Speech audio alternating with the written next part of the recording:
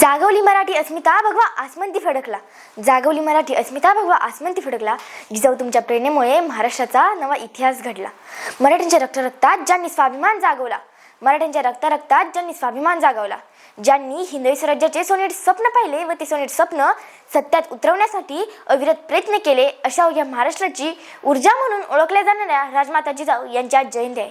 राजमाता जिजाऊ यांचा जन्म 12 जानेवारी 1591 रोजी झाला. त्यांचे वडिलांचे नाव लोकजीराव जाधव तर आईचे नाव म्हाळसाबाई असे होते.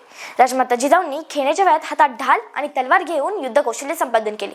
तो काळ असा होता की मुघल महाराष्ट्राच्या जनतेवर अत्याचार आणि अन्याय करत, मात्र त्यांना मुळापासून थांबवण्याचा विचार राजमाता जिजाऊंनी केला.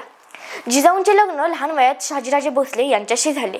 मुघलांच्या दरबारात मराठा सैन्याला काडीची किंमत नव्हती हे पाहून जिजाऊंना असे वाटले की आपले लोकांचे राज्य म्हणजे स्वराज्य असायला हवे. 19 फेब्रुवारी 1630 रोजी जिजाऊंच्या पोटी शिवाजीराजांचा जन्म झाला. स्वराज्य स्थापनेचे त्यांचे स्वप्न त्यांनी शिवाजीराजांकडून पूर्ण करून घेतले. त्यासाठी त्यांनी शिवाजी महाराजांना बालकडू दिले.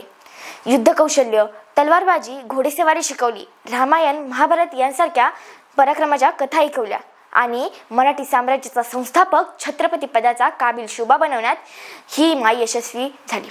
शिवाजीराजांनी मुघलांच्या जाचातून जनतेला मुक्त केले. शिवाजीराजे स्वतःसाठी न जगता दुसऱ्यांसाठी जगले. धर्माच्या रक्षणासाठी लढले. शिवाजी महाराजांवर जे जिजाऊंनी संस्कार केले ते फक्त त्यांच्यावरच नाहीत केले, छत्रपती संभाजी महाराजांवर सुद्धा त्यांनी केले. छत्रपती शिवाजी महाराजांच्या मृत्यूनंतर स्वराज्याची जबाबदारी संभाजी महाराजांनी चोख निभावली, ते जिजाऊंनी केलेल्या शिकवणीमुळेच. मी शेवटी एवढेच म्हणेन, काय सांगू तुमची गाथा इतिहासाच्या पानी, काय सांगू तुमची गाथा इतिहासाच्या पानोपानी. धन्य राजमाता जिजाऊ तुम्ही महाराष्ट्राची स्वराज्य जननी. धन्य राजमाता जिजाऊ तुम्ही महाराष्ट्राची स्वराज्य जननी. जय हिंद, जय महाराष्ट्र. धन्यवाद.